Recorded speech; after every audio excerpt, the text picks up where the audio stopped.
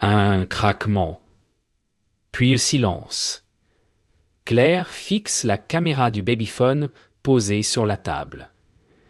Une lumière verte clignote, régulière, rassurante. Thomas resserre une vis, plaisante à demi, mais ses mains tremblent. Le nouveau-né dort paisible dans la chambre à l'étage. L'hiver étouffe les bruits du dehors, la neige amortit chaque geste. Soudain, un souffle traverse le haut-parleur.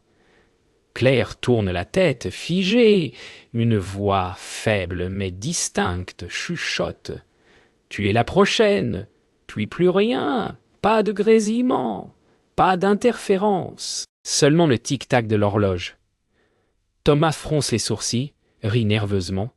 Claire, elle, reste pétrifiée, le regard rivé sur la lampe qui se balance lentement. Et si la voix ne venait pas de l'appareil, mais de quelque part à l'intérieur? Et si le babyphone n'observait pas seulement le bébé? Le matin, la maison semble paisible.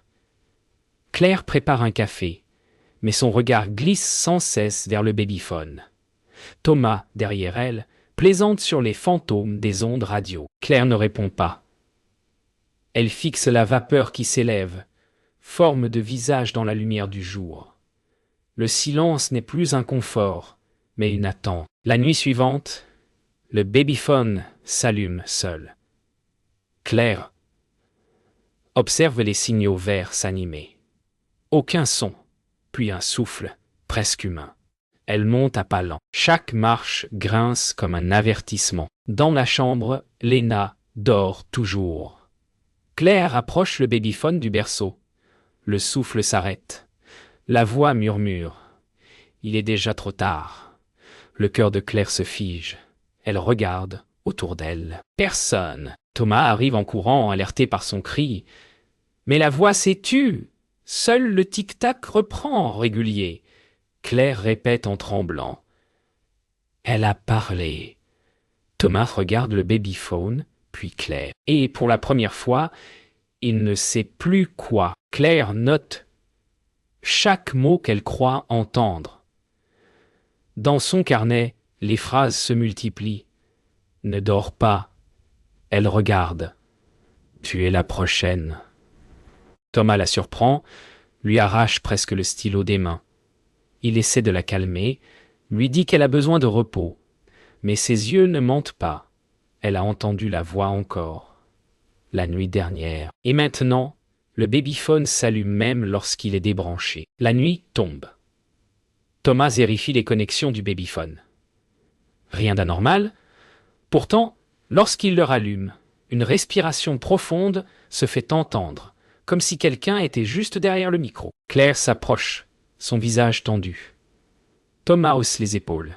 « Interférence, dit-il, mais il ne parvient pas à soutenir son regard. » Le lendemain, Claire reste seule. Le silence pèse. Elle allume le babyphone, le fixe.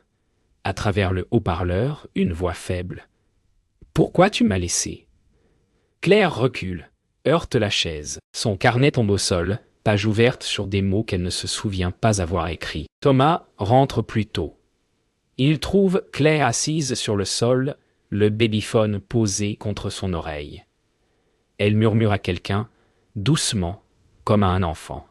Lorsqu'il l'appelle, elle sursaute. « Elle voulait juste que je l'écoute, » dit-elle. Thomas regarde le moniteur. Il est éteint. Cette nuit-là, Thomas éteint le babyphone et le range dans un tiroir. Claire reste immobile dans le lit. Quelques minutes passent. Puis un cliquetis. Le tiroir s'ouvre lentement. Une lueur verte éclaire la pièce. Le babyphone est allumé. Sur la table de nuit, il clignote, comme un battement de cœur. Au matin, Claire décide d'en avoir le cœur net. Elle débranche le babyphone, démonte la batterie, vérifie chaque câble. Rien d'anormal. Pourtant, la lumière verte s'allume de nouveau dès qu'elle effleure le bouton. Thomas entre, surpris.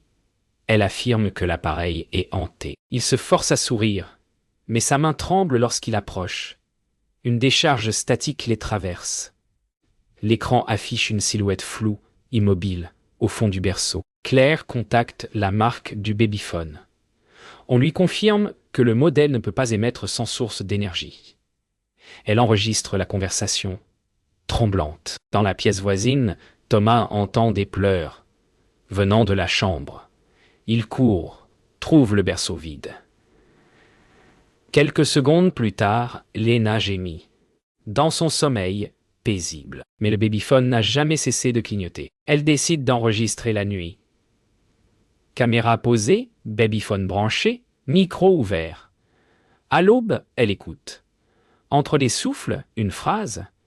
Elle m'a oublié. La voix est féminine. Piste presque familière. Claire la reconnaît. C'est la sienne. Thomas découvre l'enregistrement. Il entend la voix, lui aussi. Mais il ne veut pas y croire. C'est ton écho, dit-il. Ta respiration enregistrée. Claire, en silence, le fixe. Puis elle sort une photo trouvée dans un tiroir. Une femme tenant un bébé dans la même chambre. Derrière, une date, 2003, et une signature, Élise Marnier. Il cherche Élise Marnier sur Internet. Ancienne habitante, disparue après la mort de son enfant, jamais retrouvée. Claire ferme lentement l'ordinateur. La lumière s'éteint d'elle-même. Dans le silence, la voix reprend. Plus proche que jamais. Tu es la suivante. Thomas sursaute, saisit le babyphone. L'écran montre leur propre salon, filmé depuis un angle qu'ils ne reconnaissent pas. Les jours suivants, la maison change subtilement. Des objets déplacés, des cadres inversés. Claire en est sûre. Quelqu'un entre pendant la nuit. Thomas vérifie chaque serrure, chaque fenêtre. Rien d'anormal. Pourtant, dans la chambre, le mobile au-dessus du berceau tourne lentement, sans vent. Le babyphone enregistre ce mouvement avant même qu'il ne commence. Thomas commence à douter de sa propre mémoire. Il retrouve une photo sur son téléphone, prise la veille, le berceau vide, la veilleuse allumée, et une ombre féminine debout à côté. Claire jure ne pas avoir été là. Alors qui l'a prise ? Demande-t-elle. Thomas ne répond pas. Claire entend des pleurs à travers le babyphone. Elle accourt. Lena dort paisiblement. Elle revient au salon. Les pleurs viennent maintenant de l'autre appareil, celui que Thomas a laissé débrancher. Les deux s'allument ensemble, parfaitement synchronisés. Puis la voix. Ne la réveille pas. Réveille-toi, toi. Les miroirs se couvrent de buée sans raison. Sur le verre, des traces apparaissent, 5 doigts minuscules. Claire les efface, mais elles reviennent. Thomas entre, s'arrête net. Derrière elle, dans le reflet, une femme les regarde, cheveux noirs, sourire brisé. Claire se retourne, personne. Le miroir reste froid, mais le reflet, lui, respire encore. Cette nuit-là, Claire se réveille en sursaut. Le babyphone diffuse une berceuse, celle qu'Élise chantait sur l'enregistrement. Thomas dort profondément. Dans la lumière verte, Claire distingue sur le mur une silhouette d'enfant, projetée sans source. La voix chuchote. Regarde bien, elle revient. Puis tout s'éteint. Même la respiration de la maison. Claire passe la journée à fouiller la maison. Sous le plancher de la chambre, elle découvre une boîte métallique rouillée. À l'intérieur, un petit bracelet, une photo d'Élise Marnier tenant un bébé et un enregistrement sur cassette. Elle le fait écouter à Thomas. Une voix de femme y pleure doucement. Je ne voulais pas qu'elle parte seule. Claire baisse la tête. Lena pleure dans la pièce d'à côté, comme si elle répondait. Claire joue la cassette à nouveau. Une berceuse. Des pleurs d'enfant. Puis, au milieu du bruit, une voix d'homme. Ne l'approche pas. Élise. Claire et Thomas échangent un regard. Thomas se souvient. Le propriétaire leur avait dit que la maison appartenait à un couple, mais que l'homme s'était suicidé après la disparition de sa femme. Claire comprend alors. La voix ne la menace pas. Elle l'avertit. Thomas explore le grenier. Il trouve une trappe dissimulée derrière les poutres. Une odeur de terre humide s'en échappe. Il descend une lampe, un vieux matelas, un berceau brisé, et sur le mur, gravé au couteau, elle dort encore. Le babyphone posé sur le plancher s'allume soudain, captant le bruit de sa respiration. Claire crie son nom depuis en bas, mais sa voix sort du babyphone. Claire monte à son tour, l'air est glacial. Thomas n'est plus là. Le babyphone repose au centre du grenier. Elle le saisit, entend sa propre voix enregistrée. « Tu es la prochaine !» Ses doigts se crispent. Dans la poussière, des empreintes d'enfants apparaissent lentement, menant vers la trappe. Puis un rire, clair et lointain. Celui d'une fillette. Dans la lumière du matin, la police découvre Claire seule dans le grenier, tenant le babyphone serré contre elle. Thomas est introuvable. L'appareil continue de fonctionner, sans batterie, diffusant une voix qui répète « Elle ne veut pas être seule ». Claire regarde le berceau vide. Une larme coule. Puis, dans le haut-parleur, la voix d'un homme calme. « Ne l'approche pas, Élise », le souffle d'un autre monde, coincé dans le circuit. La nuit tombe comme un couvercle. Thomas se redresse d'un bond, certain d'avoir entendu la phrase interdite. Cette fois, il ne rit plus. Le babyphone repose entre eux, inerte, mais chaque silence vibre comme une corde prête à rompre.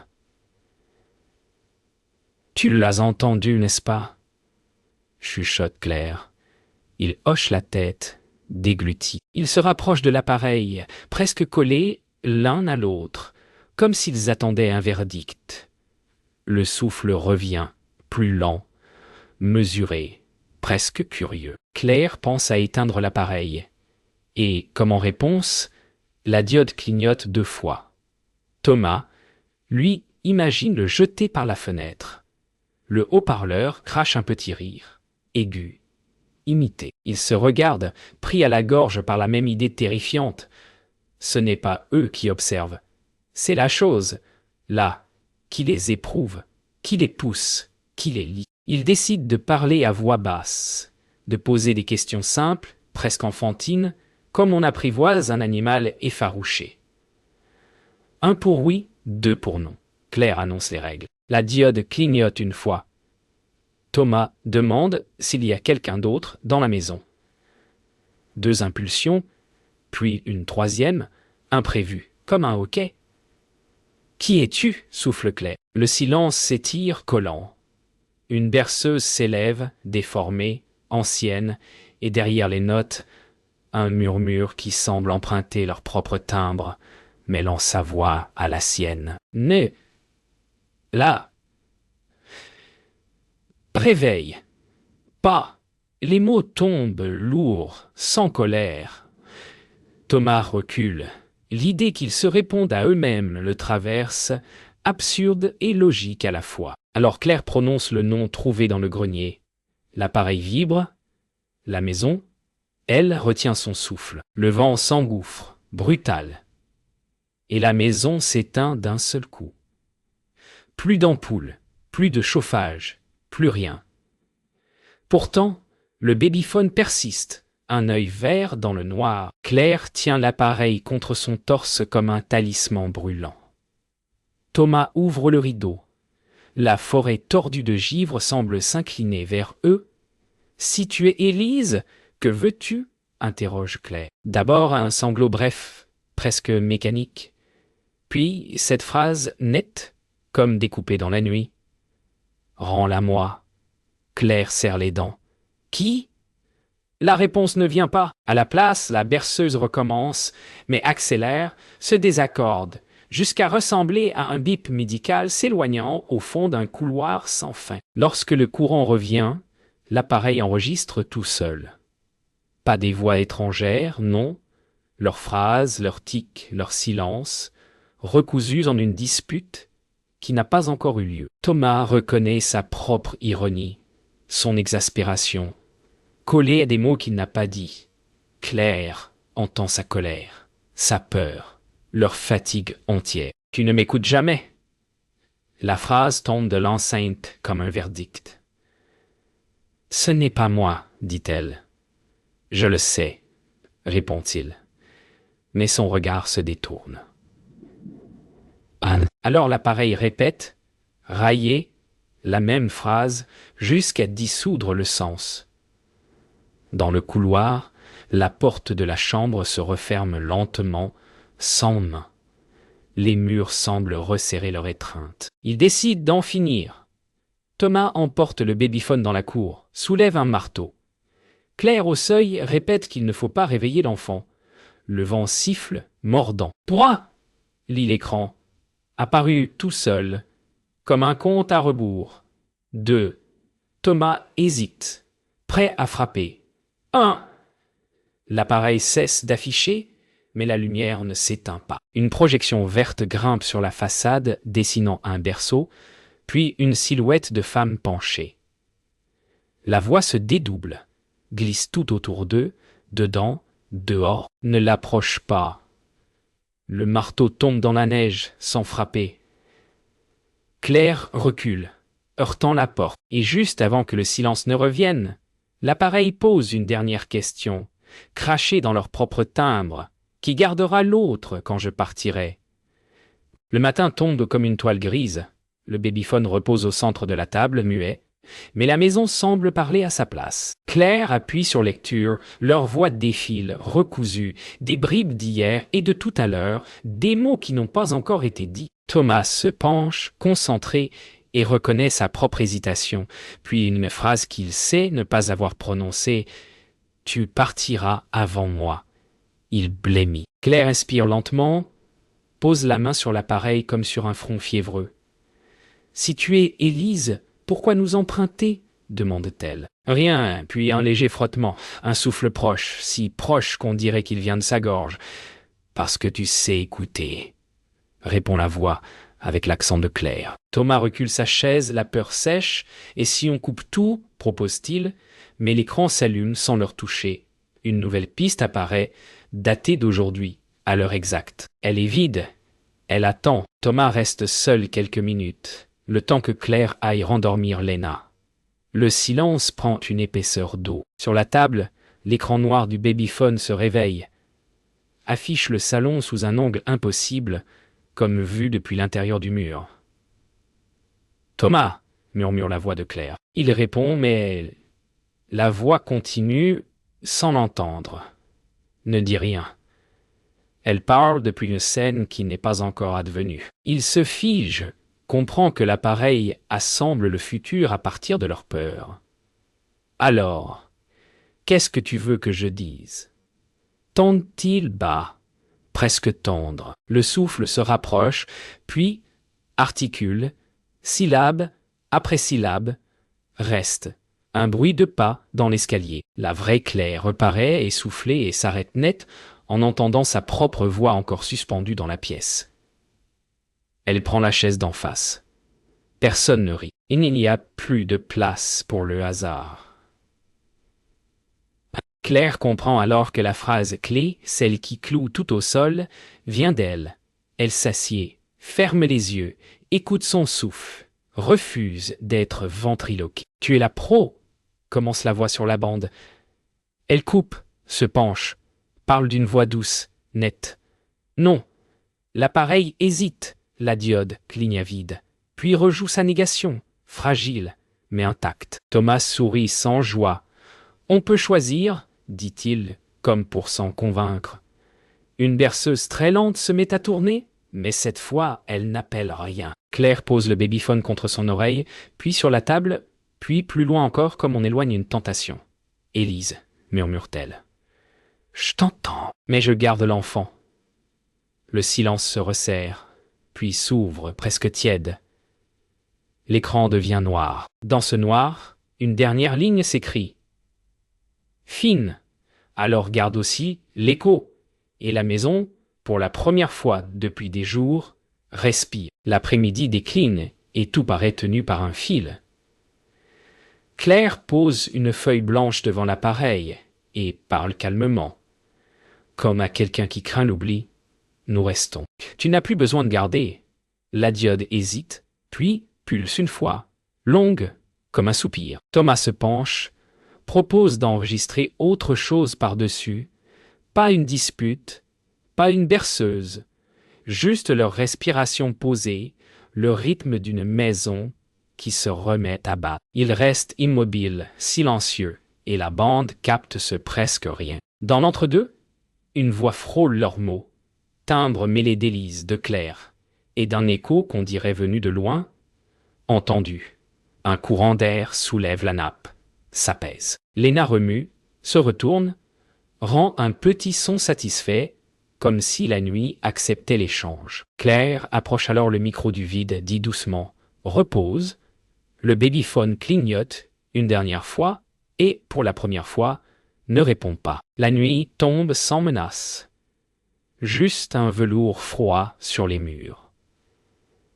Thomas range la boîte rouillée dans le grenier, referme la trappe. Point. Claire laisse le babyphone sur l'étagère, écran noir comme un livre clos. Ils redescendent, allument une lampe, partagent le silence. Pas de message, pas de berceuse. Juste la maison, vaste de nouveau. Au moment de souffler la lumière, Claire s'arrête et retourne l'appareil face au mur, par précaution. Et si ça revient, demande Thomas. Elle sourit, fatiguée mais droite. Alors, on écoutera mieux. Dans la chambre, Léna respire profondément, rythme régulier qui remplit l'espace comme une preuve simple. Un léger craquement vient du grenier, puis rien. Sur l'écran noir, en haut, un point vert s'allume, timide, s'éteint. L'écho, cette fois, ne parle pas. Il veille, et leur veille répond.